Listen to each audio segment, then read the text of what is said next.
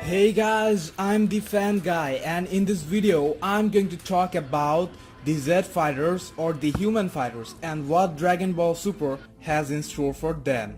So till now we have already seen 40 episodes of Dragon Ball Super and we're yet to see any mentionable improvement or any indication of the return of the Z fighters in action.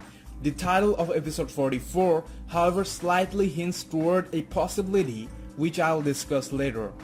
To be honest, after watching Resurrection F, I really thought Super might start utilizing the Z fighters again. In Resurrection F, they gave a decent amount of screen time and action to Krillen, Master Roshi and Tien.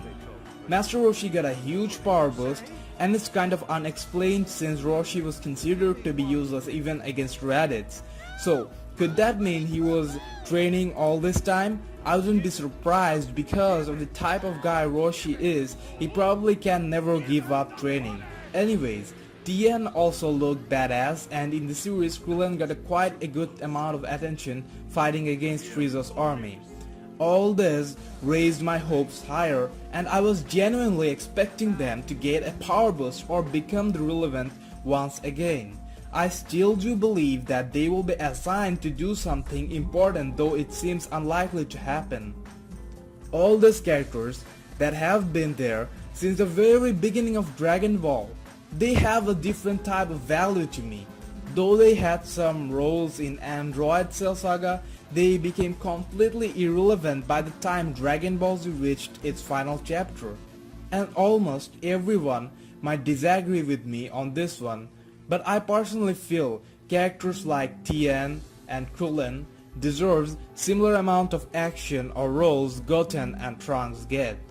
Tien has been there since the very beginning, training continuously, and now two new characters appear and they absolutely overshadow characters like Tien and Krillen. I just personally didn't like it. If you ask me, Tien is way more fun to watch than Goten or Trunks. Tien has a better personality, physique and fighting style. And at the end of the day, it all comes down to what is more enjoyable. And I would say seeing Tien and Krillen on action more often would be more enjoyable and refreshing. Tien got to defeat Kid Goku in the World Martial Arts Tournament, and I liked how he had some refreshing set of moves like growing extra arms, turning into four and experimenting with his key attacks. His transformation of personality was also interesting, how he went to become the guy who's ready to sacrifice his life to save the earth from being a selfish cunt. Actually, Tien was the first legit rival Goku had, and though with passage of time the distance between their powers kept growing, Tien not for once stopped training. Who is Tien really? What is he? Basically, this three-eyed guy dedicated his whole fucking life training to become stronger.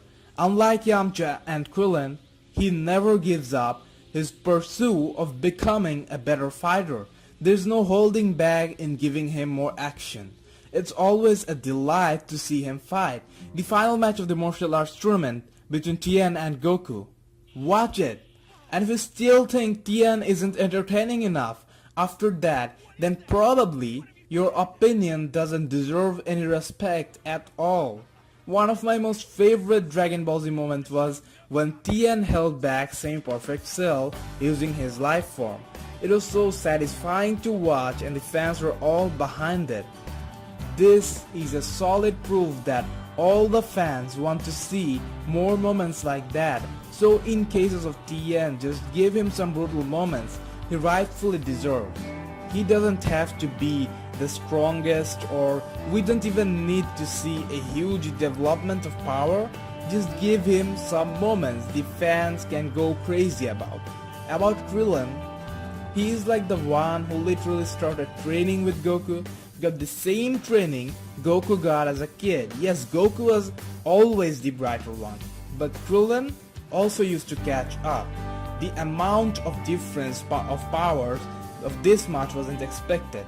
Actually, Super made me think they're going to redo Krillen. Like when Krillen shaved his hair, I was like, hell yeah, that's his fighting form. He's coming back, and then against Frieza's army he gets his confidence back. And afterwards we see Krillen asks Goku to punch him to test the power difference.